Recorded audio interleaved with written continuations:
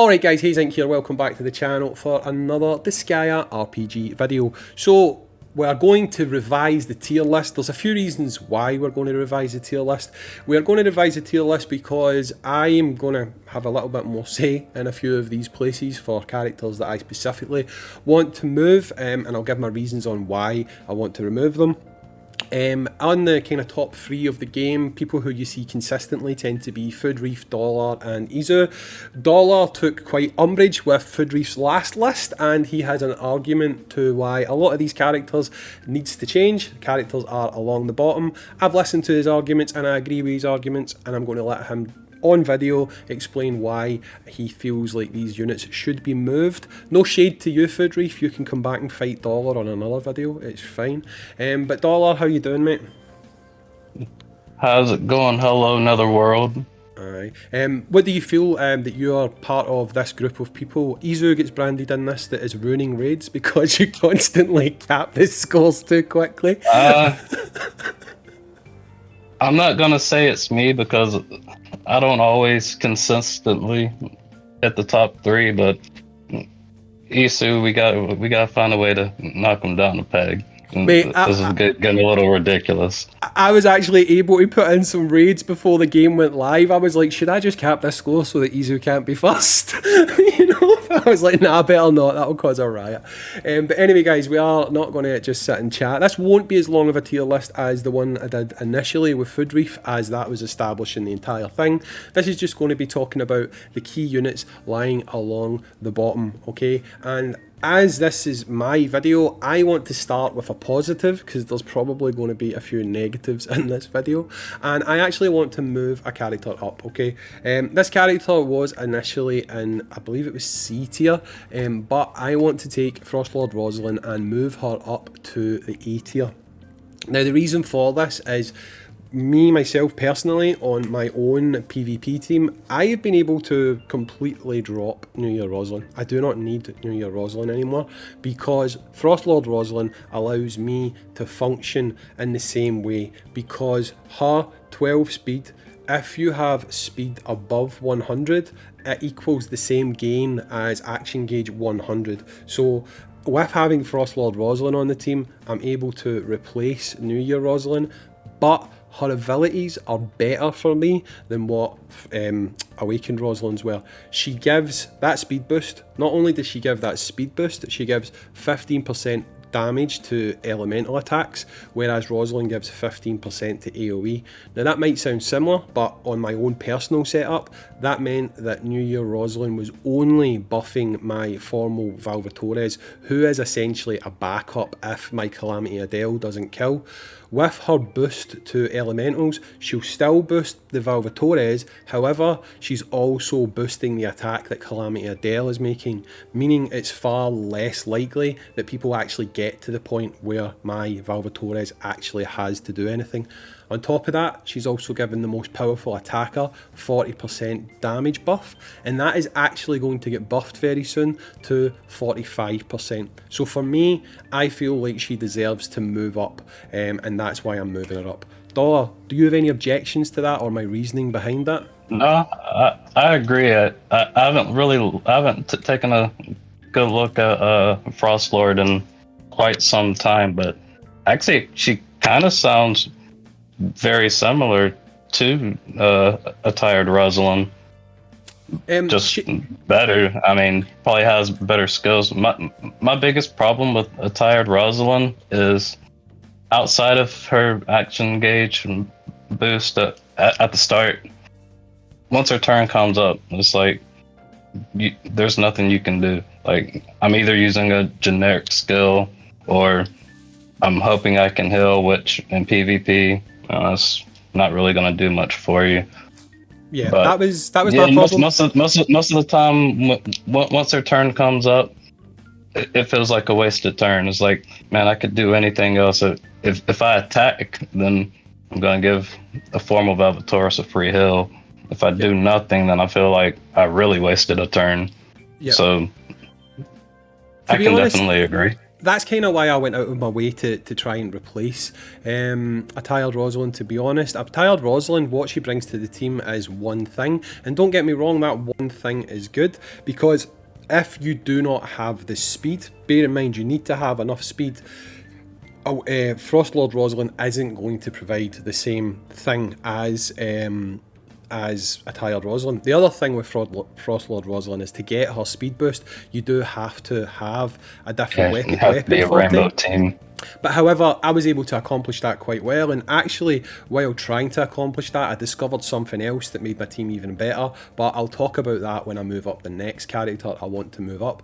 So, you wanted to demote a few characters, and as we're on the subject, one of the characters that you wanted to demote was going to be New Year Rosalind. She was currently on the S tier, and you wanted to move her down to the A tier, is that correct? That's correct. And I mean, I don't really want to beat a dead horse here, but I feel like when we were discussing Frostlord Rosalind there, you pretty much just gave me your reasons as to why you wanted to move her down a tier. Yeah, I mean, pretty much her turn is basically useless. Yeah. The one she gives you more when she loses her turn. Well, not really loses her turn, but after she takes her turn, she offers you more than what she can do when she actually has a turn. And the thing I'd say about her as well, and this is why I'd probably actually put Frostlord a little bit further up this A tier than Awakened New Year Rosalind. There's so many Rosalinds, I always say the wrong goddamn name. It's okay. I still call Formal Velvetoris Tyrant. I do it all the time as well. The thing about Awakened New Year Rosalind is her gift to your team is turn 1 only. That's it. I mean, if the fight happens to go beyond turn 1, she's not really providing anything else for you. Do you know what I mean? Whereas if you've got someone like Frostlord Rosalind who's providing a speed boost to you, if somehow you manage to go beyond turn 1, she's still doing something for you in turn 2. Do you know what I mean? So I feel like that's another negative that goes in New Year Rosalind's box. If you happen to come up against like a really beefy team, then she's doing nothing for you after that first turn. So I mean, to be honest, if you were to fight hard enough, I'd actually maybe allow her to go down to B tier, but again, I don't really know if we want to annoy people quite that much. But I do feel like she's not necessarily as vital as people say she is, and the fact that even now in Japan they rank her at number 1 for PvP when it comes to defense, I can't see why that's still the case. I think JP is. I think since JP kind of has to take things as they come, they're kind of slower to be able to make such a big adaptation. But I don't play JP, so I can't speak to it. Well, I mean, I do play JP as well, but the thing is, I think it's partly that, and their resource for checking on units and stuff like that is that, I forget what it's called, Denki or something, but their Japanese wiki, it doesn't ever move with the times. Like, if a character comes out and that character is rated as AAA, a year's time, that character's still rated as AAA. So when Japanese players go to look at the likes of this resource to see, what can I do, what can I play, who goes with who, they see these old ass units that are rated at AAAA. Whereas we in Global, we tend to reassess, we tend to go, right, okay, this character was fantastic 12 months ago, but now not so much. I think we mainly have the benefit of being able to really kind of experiment. I don't think JP can really experiment because they're always just waiting for the next thing to come that could just shake up everything, and we have time to really see what's coming down the pipeline so we can plan and see what we actually need to build, because it would suck if I know JP just had the Attack on Titan rerun, and they had some really good units drop. And then almost immediately after, they had Thunderlord Laharo drop. And it's like, well, I just spent all of my time and all of my resources building Attack on Titan Fuka. Yep. Now I have Thunderlord Laharo-chan. It was like, Who am I gonna invest all of these resources into? Yep, this is why I feel like Global having that foresight is such a good thing. While we're actually speaking about that, I was just looking at the list there and I noticed that one character we're going to look at is going to be Gachevsky.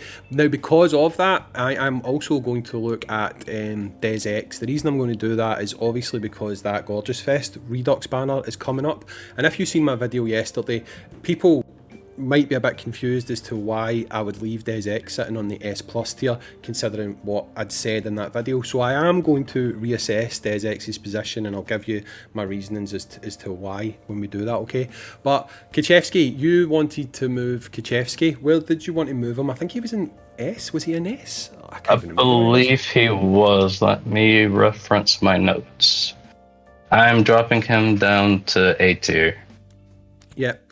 I kind of already spoke to you about this and I feel like I agree with your reasoning, but you give me your reasoning and I might actually add on to that as well, to be honest. Okay, so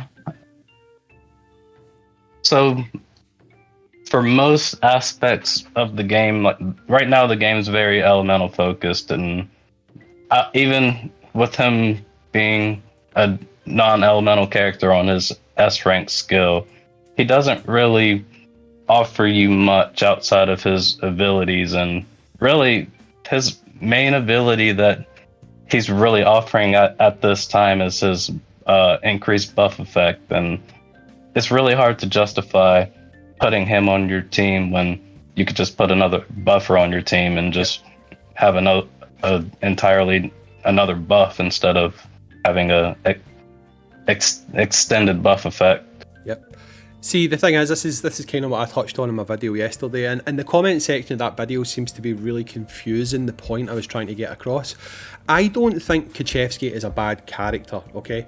I think the problem with Gachevsky is he's gone from, he is a DPS, that is what he is. He was sold as a DPS, he was designed to be a DPS. However, most people who summoned this guy as a DPS have realised that he doesn't cut the mustard as a DPS anymore, and they have transitioned him to an almost secondary support style role, where they'll put things on him like Mega Braveheart, which in itself is a bit redundant these days, and they've got him there mainly because he will make your buffs better, okay? Now, that is not what he is supposed to do by design. So what I was saying in that video yesterday is, you might have Gachevsky. Yeah, Gachevsky might help you beat content, and yeah, he might work for you as a secondary style buffer.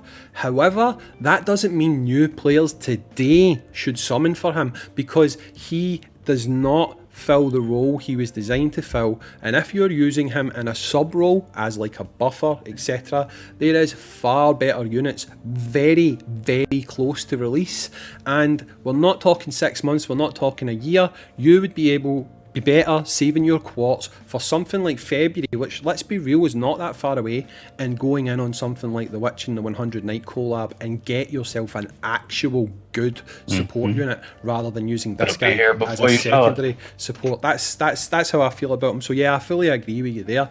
The other one I want to move down is I want to move down DesX, right? Now, maybe I'm moving DesX down as a little bit of a preemptive thing.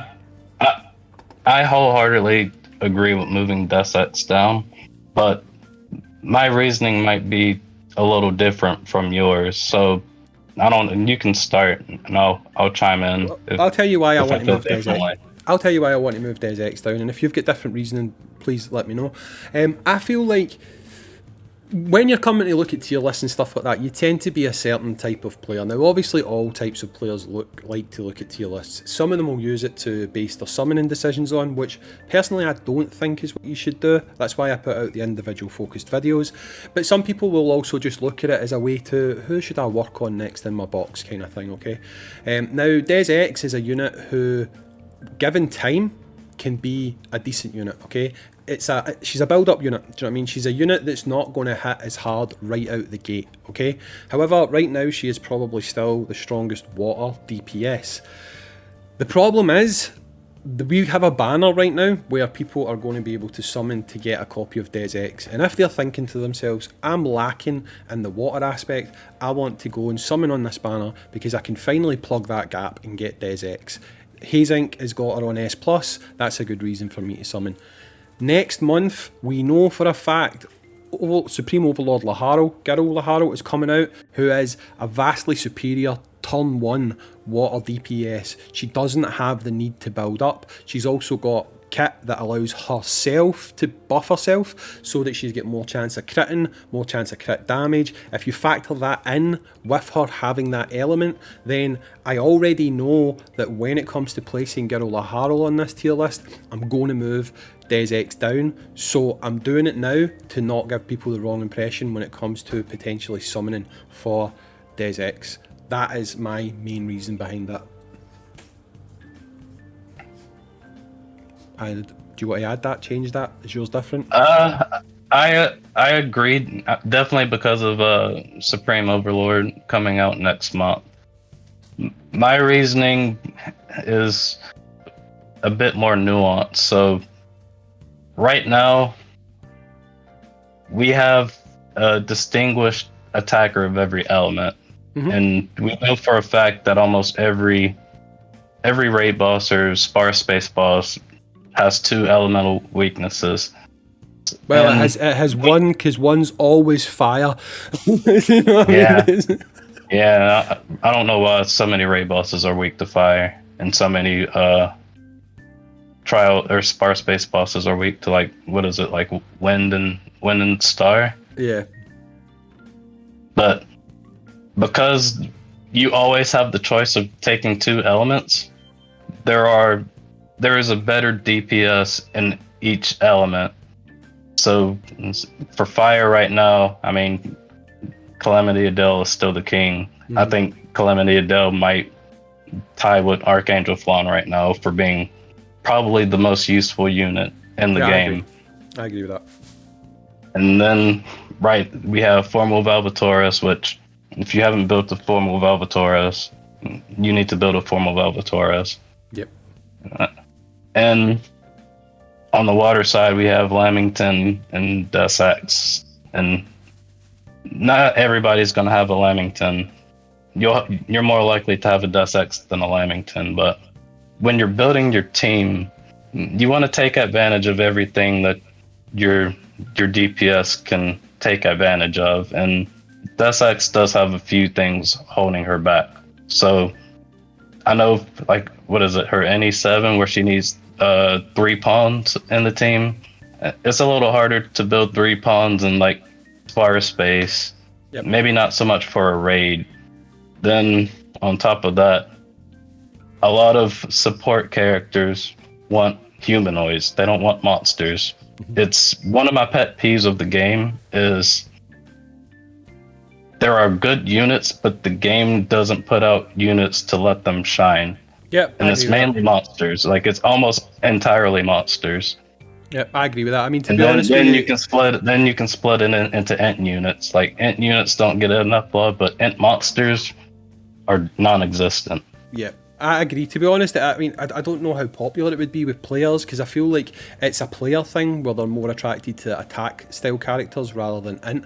But to be honest, Forwardworks could spend the next 12 months actually fixing that. They could go on a spree of releasing int-based characters and int mons characters to actually buff that whole side of the game that needs it more than anything. So we know we're going to get better supports, but let's say there was a monster that was basically a slightly weaker Archangel Flan.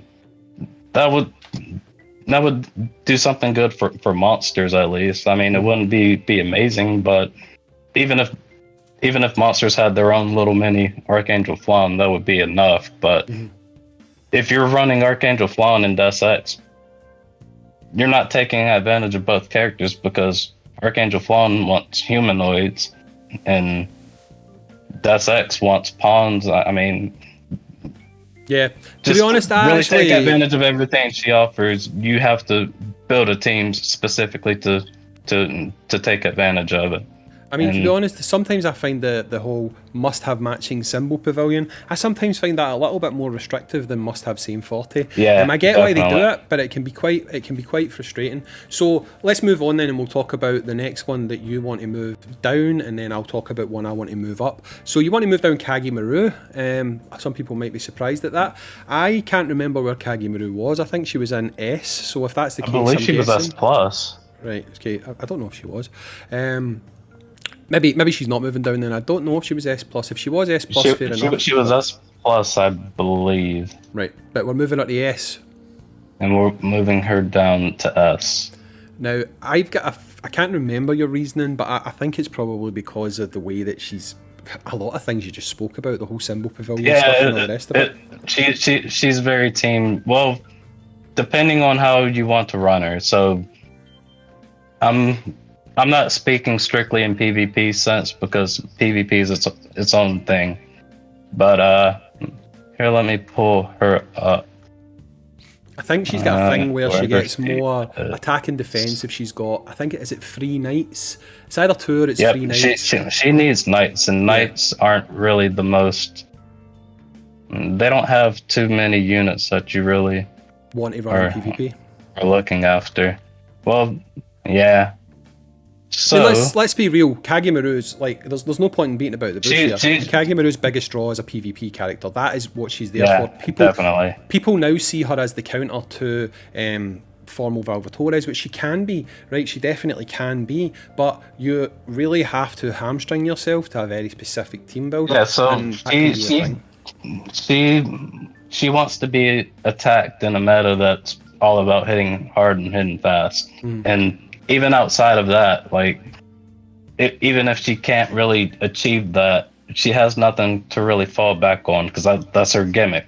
Like, she was built with that gimmick. I mean, she can fall back and be a ice DPS or a water DPS, but at that point, you could run Death X and probably do yourself. I mean, yeah, axes and monster physical attacks are essentially the same thing. So you can kind of substitute Kagemaru in a like a raid or a spar space for Death X, and you'll have better mileage. Yeah. But outside of that, yeah, like her counter stance, it's good if you can successfully get it going. But it's really hard to say like this is the counter when it relies on you being attacked, and it takes a lot of luck. Like, it's not guaranteed. Like, you can get the counter stance going, but it doesn't mean that you're guaranteed to live. Yeah, no, I can vibe with that 100%. Now, I want to be a bit more positive here, and I want to move up another character. Now, there's maybe a slight bias in this character because this character has, like, helped me to, like, put together a better team, and I've seen that it can function and it can work, and it does have one of the negative things we were just talking about, which is the symbol pavilion. However, it's very easy to hit that symbol pavilion because of what it is. So the character I want to move up is going to be Sweet Omega. And again, I'm going to put Sweet Omega up above New Year Rosalind. Now, I'm not 100% sure if you're entirely familiar with her kit, but I'll just really quickly say the reasons why. Much like Frostlord, she is given that speed boost to the entire team. It's 12% speed boost. I believe, let me just double check my phone. I think she might have to have. She's a rook, correct? Yes, and the thing is, she's the same thing as Calamity and Formal. Exactly. That's that. Do you know what I mean? I was literally about to say that yes, she does have a requirement where you have to run 2 rooks. However, the most 2 prevalent rooks you're going to see in PvP, the one that people want to run, is Calamity Adele and Formal Valvatores. It's not hard to meet her requirement. So basically what she does is all rook type allies basic stats plus 15%. That's not too great, not too bad, whatever. She gives herself 30% speed at the start of turn. If you've got 3 or more rooks, your entire team gets 12% speed, okay? If you have 3 or more rooks, your entire party gets 18% damage dealt, and her cheap skill, the one that you're probably going to run, is she gives party speed 20% once you've done the QDT training. She gives party speed plus 20% and crit rate plus 5% for 2 turns. So you basically have her on a team. If you've got her on a team with Frostlord Rosalind, and that's what you're doing instead of running your New Year Rosalind. So you've got your Lucy, she goes first, bang. Your Sweet Omega goes, she casts her skill. Your team is just going to outpace everything. Everything. You're going to do more damage. You're going to meet all her requirements. She's fantastic. She's fantastic.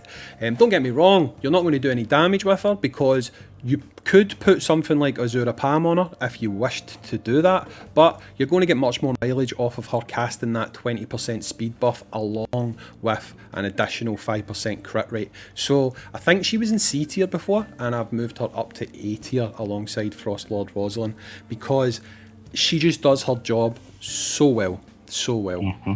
And I told you already, I won't say it out loud, but I can now beat certain people and I can defend certain people who I couldn't beat before and who could just walk across me since I've changed my team to this setup, and it works absolutely fantastically.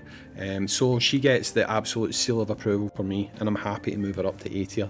Again, for much along the same reasons as Roz, but the more I speak about these characters, I just feel like they do more, and I don't quite understand why we're going to leave Rosalind on the A tier. I honestly feel like part of me really wants to push her down to the B tier, and again, the reason I'm saying that is because these two characters I've mentioned, they do what they do, but they do more. You know, it's not that they're it's not just that they're letting you go first. I think we should move Rosalind down to B. I do. So on my personal tier list, which I mean I sent it, I can share it if people really want to see it. It's a lot harsher. I actually have a tired Rosalind in D tier, and I'm not going to push her very. I won't. Yeah, I mean that's extreme, but that's just my personal tier list because. Yeah. I don't want to get back into it. I think the video's getting kind of long now. It's okay. I'm going to move her from the bottom of A tier to the top of B tier. For the reasons I've already mentioned, I just feel like there's other characters that can do what she does, but they can do it better. And that's the reason why I'm going to do that. Now, there's another character that we never even spoke about, but very, very quickly, I am just going to move them. Where is the Creator Asagi? I can see that Creator Asagi is not an A, S, or S+. Creator Asagi should be. She's not in there. Oh, right, okay, because she's free to play, that's fine. Right, we'll ignore her. Now, Dollar, I know you've got to get to work soon, so let's just really speed run these last couple, okay? So, this one was you're doing. I'm still on the fence about it. I'm going to see if you can convince me. We are going to look at Formal Artina. Whoa, what's the deal here? Okay, so she's kind of... I feel kind of the same way about a tired Rosalind, but she definitely offers much more. So most of the time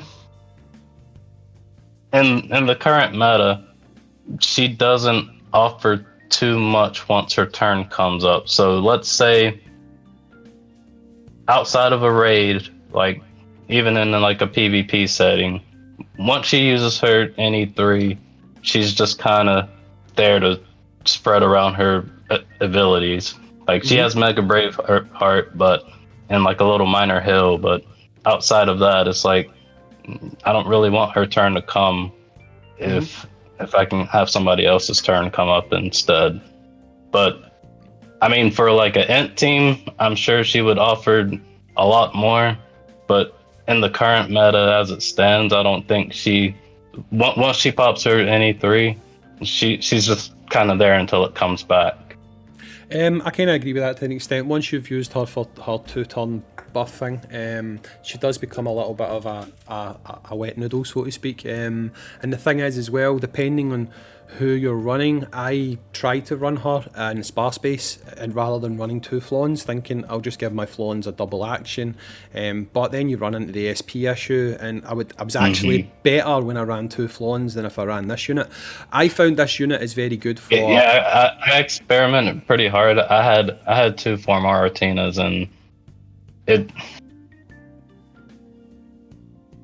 it works, but it's not. You're giving up a lot by having like 2 slots filled with the same character who can't really offer you much outside of her NE3. I feel like her best case use scenario is turn 0 on raid, so that you can use a character. So that you can use a character like, just for example, Admiral Roslyn, who maybe you make her take a double turn, you use her first turn to cast Armor Break, you use her second turn to cast Roar of the Admiral, so that you're getting a buff. That's exactly what I did. That's what I used her for as well. Other than that, there's not really much other use for her in my opinion. Again, guys can disagree with this all they want, but I just don't feel like myself that there's enough situations where you're going to want to use that. Okay, now that might change when we get trials and stuff like that later on, but right now, I feel like there's not enough situations where you're going to need to take advantage of the best thing that she's got going for her, and the best thing that she's got going for her has a 3 or a 4 turn cooldown, which isn't obviously fantastic. So I mean, I'm happy to put her down to S, that's fine. Another one that you wanted to move up, and this is obviously biased because I've seen your defense team lately, you want to move up a Claire, you want to move her from D to C. I'm going to just explain this because I know you've got to get your work.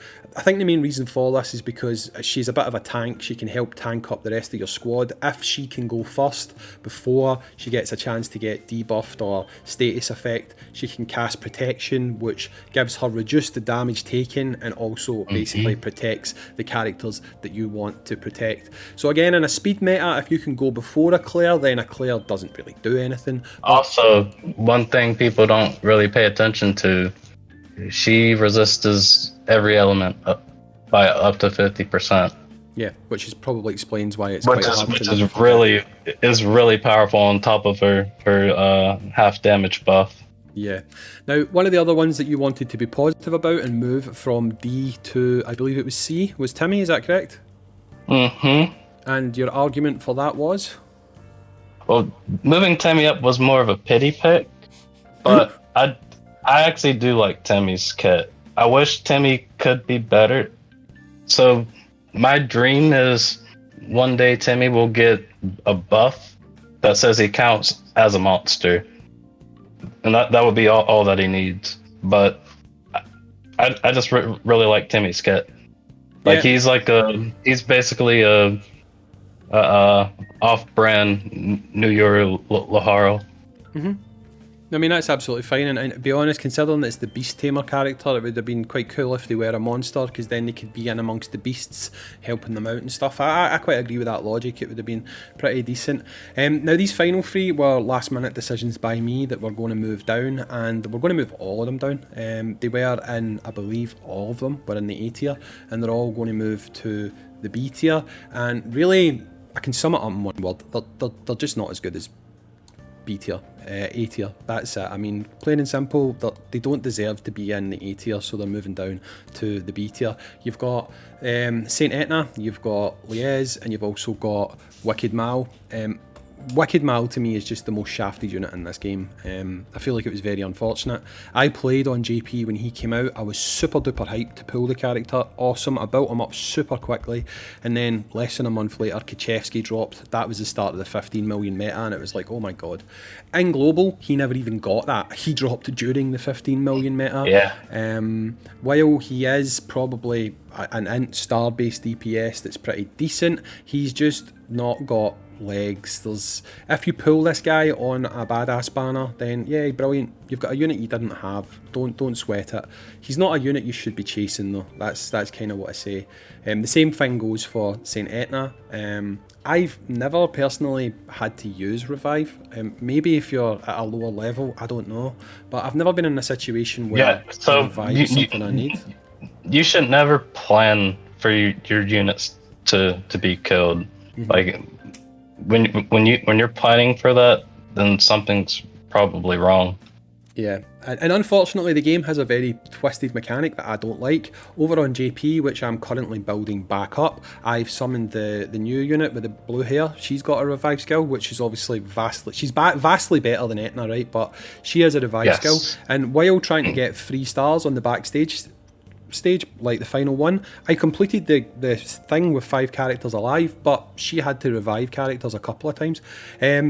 That doesn't count. If you go and complete the entire level with your entire squad alive, if you've revived any of them during that battle, that counts as a death and it doesn't count as a full team clear. I don't like that. I feel like if you finish the stage with 5 characters alive, you should get the whole 3 stars. But no, if that includes Zed. If Zed dies and comes back, that counts as your character's died and you don't get 3 stars. So that's a bit poor. And the final one, before I let Dollar just quickly summarise those 3 things, is Liez. Yeah, Liez is decent. I just don't think she's as decent as some people make her out to be. She's an okay support unit. We have far better support units. She's fallen off. Yeah. Again, she doesn't offer what she doesn't offer what a lot of other characters can offer you. Yeah, the only thing that would maybe possibly give you the argument of her being an A tier is she does it for monsters, and that is just by omission. I mean, literally, yes, she does something for monsters and she will help requirements for the likes of Overlord Asagi and stuff like that, that other support characters won't, but are we really giving her a pass simply because she's a monster? If she's a kind of mediocre support, and I don't mean that in a bad way, but should she really go up a grade because she's a mediocre monster support? Well, no, I don't think so. Dollar, let you wrap up. Anything you've got to say about those last 3 that are very quickly summarised there?